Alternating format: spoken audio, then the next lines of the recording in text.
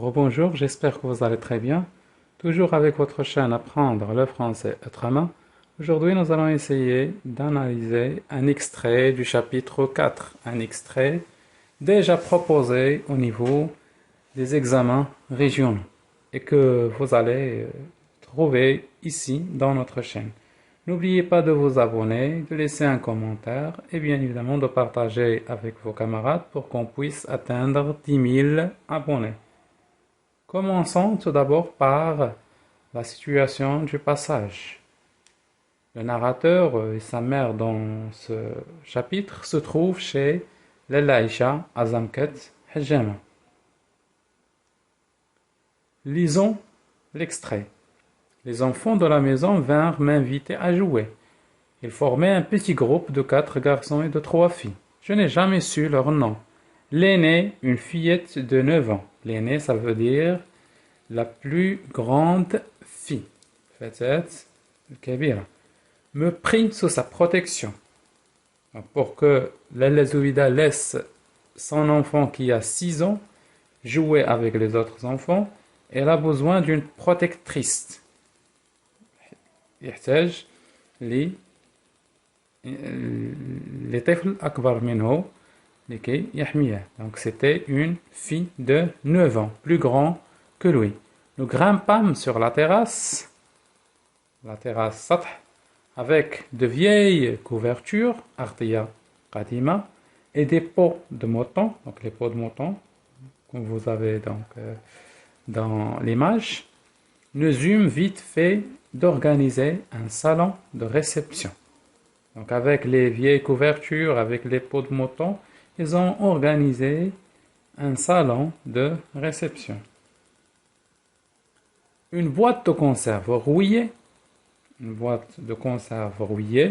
posée sur 3 cailloux, les cailloux, 3 pierres, joua le rôle de samovar. Donc cette boîte de conserve rouillée, pour les enfants, c'est comme un samovar. Samovar, c'est cet objet qu'on utilisait il y a longtemps pour laver les mains lors des cérémonies, des fêtes, par exemple, lors des mariages, etc. Donc la boîte rouillée sur 3 cailloux pour jouer le rôle de ce samovar. D'autres cailloux posés sur un disque de papier faisaient office de verre à thé. Bon, ils ont choisi des disques de papier et sur ces disques il y a des pierres pour jouer le rôle de quoi? De verre à thé. كأس شاي أو فنجان ديال الشاي. Nous sirotâmes gravement un thé mythique, mais combien délicieux. Mangeâmes des gâteaux imaginaires. Donc là, tout ça, ça se passe dans l'imagination des enfants. Ils n'ont pas des vrais gâteaux, mais ce sont des gâteaux imaginaires. Ils n'ont pas de vrais verres à thé, mais c'est tout simplement des disques de papier, et sur ces disques il y a des cailloux, etc. Distribuâmes des compliments. Des compliments, c'est quand on parle de quelqu'un d'une manière positive. Les compliments, au shukr. À l'aînée des filles, c'est-à-dire à la fille qui a 9 ans, notre hôtesse, Modifa. Ensuite, nous décidâmes de jouer à la mariée. Donc, ils ont décidé de jouer un jeu de mariage. La plus petite des filles fut choisie pour figurer la mariée. Donc, la plus petite des filles joua le rôle de la mariée, Zawja. L'aînée se contenta du personnage de la Ngefa. La grande fille joua le rôle de la Ngefa. Donc la Ngefa, il explique le mot parce que c'est un mot d'origine arabe. Il explique ce mot-là au lecteur francophone. Une de ces femmes expertes dans l'organisation de telles cérémonies. Elle descendit chercher un bout de foulard, du rouge pour les joues, de l'antimoine finement pulvérisé pour noircir les yeux. La mariée fut installée sur un coussin, le coussin mekhadda, pour jouer le rôle d'une chaise pour la mariée, dans un vacarme de yoyo, les yoyos, zagharid, et de chants improvisés, arani. La Negafa procéda selon l'usage au maquillage et à l'habillement de la jeune fiancée. Elle l'affubla d'une couverture en guise de robe, la coiffa, l'orna de papier plutôt ajouré, simulant grossièrement des bijoux, s'éloigna pour admirer son ouvrage. Donc là, nous avons une énumération, la figure de style. Elle est en train d'énumérer les actions faites par la Negafa à la mariée. Bon, dans cette première partie de l'extrait, nous avons un jeu de mariage théâtralisé. Le bet Earth sous forme d'une pièce théâtrale, à la shakl masrah. Les acteurs, mumathilin. Donc là, Sidi Mohammed, 3 filles et d'autres garçons. Donc vous avez à peu près 3 ou bien 4 garçons. La petite fille, elle a joué le rôle de la mariée. L'aînée, elle a joué le rôle de l'hôtesse et la negafa. Les autres étaient des invités. معروضين للعرس. La scène, khashaba, c'est la terrasse. Le décor, de vieilles couvertures, peau de mouton, salon de réception, boîte de conserve rouillée sur 3 cailloux pour jouer le rôle de samovar, cailloux sur des disques pour jouer le rôle des verres à thé plutôt. Les chants, bien évidemment, la musique, ce sont des chants improvisés, des youyou, etc.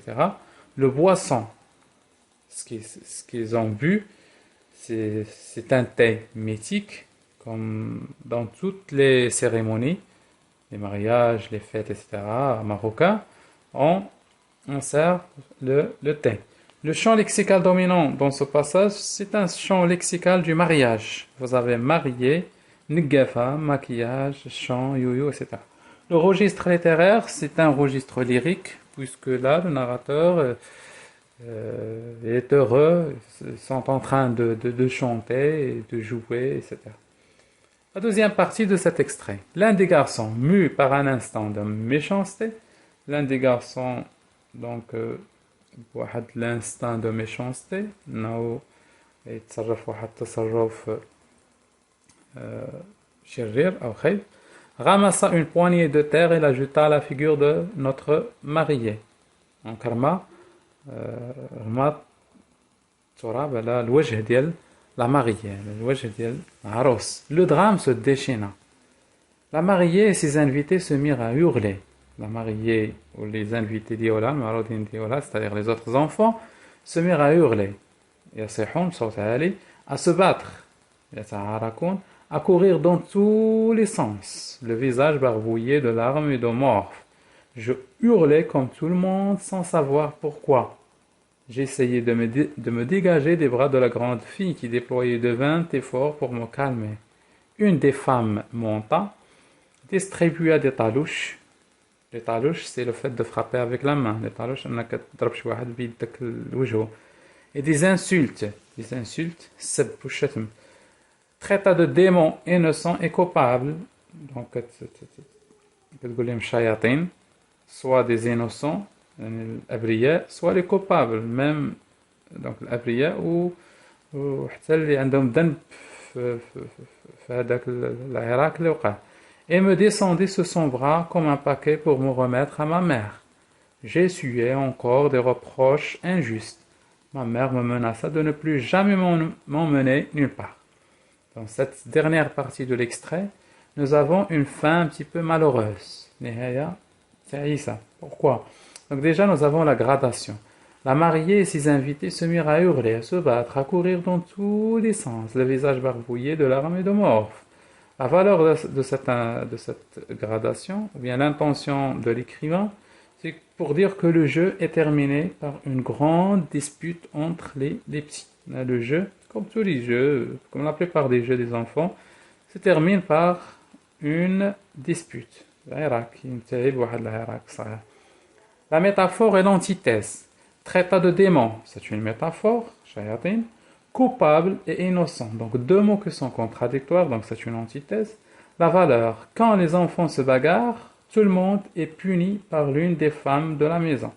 Donc quand les enfants se bagarrent, c'est-à-dire se disputent, les enfants, Alors, automatiquement, tout le monde sera puni. يعني كل شيء غادي ينال العقاب ديالو. Soit les innocents, soit الأبرياء, soit les coupables. يعني اللي ارتكبوا ذاك العمل اللي كانوا في السبب. Le champ lexical dans cette partie de la violence, déjà vous avez méchanceté, drame, se battre, talouche, insulte et menaçant. Le registre littéraire, c'est un petit peu pathétique, d'où la souffrance du narrateur, car le jeu du mariage s'est transformé en un drame. Bon, donc à ce titre, je vous remercie. N'oubliez pas de vous abonner à la chaîne, de laisser un commentaire et bien évidemment de partager avec vos camarades. Au revoir.